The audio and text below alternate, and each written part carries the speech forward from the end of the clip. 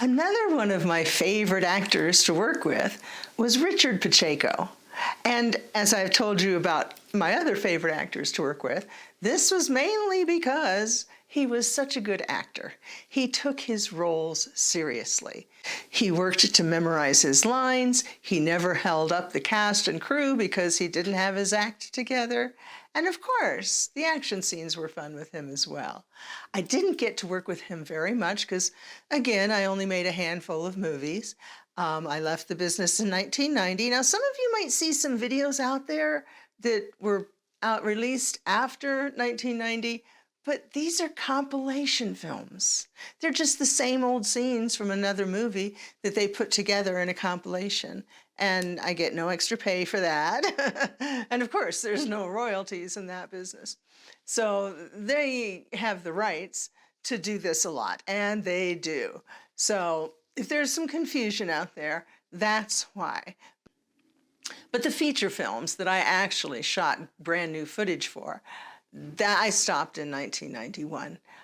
So anything after that is a compilation film or from an award ceremony or something like that, perhaps. So Richard Pacheco was great. He and I were both married to other people, of course, when we did our scene together. I'm thinking mainly about the movie The Red Garter, because I do believe that's the only time I worked with him. Some of you aficionados know the history better than I do. And I see they just picked up my trash. If you hear that, that's what that was. But yeah, The Red Garter was one of those movies that I wrote, and it was based on a club I worked at when I first started dancing in the business, and I started dancing. It was at The Red Garter that I was coerced, convinced, decided to, whatever word you want to put, to go to the Miss Nude Galaxy contest and the Miss Nude America contest.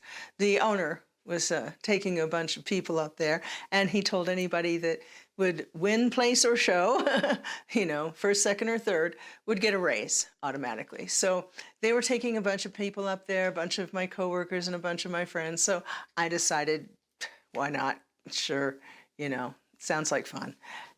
Much to my grandmother's chagrin, I was living with her at the time. So as the rest is history, I won it, and I did get a raise, which was kind of nice. And I wrote about my experiences working in that club because, you know, like anything, there's good and there's bad.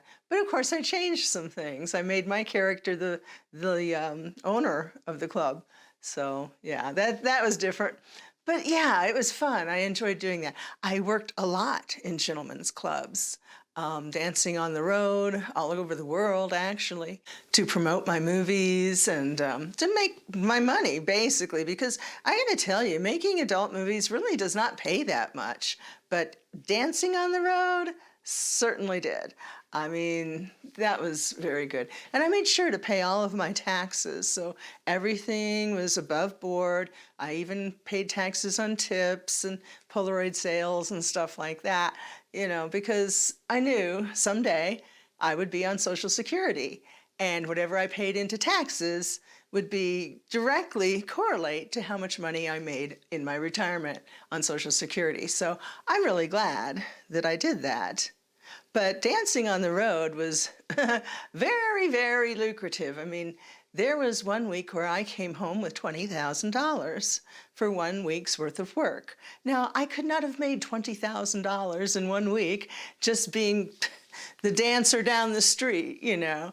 But because I had made these movies and done the magazine layouts and stuff, that's what gave me the bigger income, dancing. And that's the whole reason I wanted to get into making movies, was so I could make money dancing, because I love to dance. I've always been a dancer. So the Red Garter movie was based on the Red Garter where I worked. And I just incorporated certain stories from different clubs that I had worked in all over. And the scene with Richard, I thought, was marvelous. It really was good to work with somebody who was professional, who knew that Time is money. Don't waste your time on a set memorizing lines. And yes, if you watch my other videos, he did get his script before he got to the set. That's only for the professional way to do it, in my humble opinion. But some people thought otherwise, apparently. PT. Anywho, thanks for watching, and I hope you have a good new year.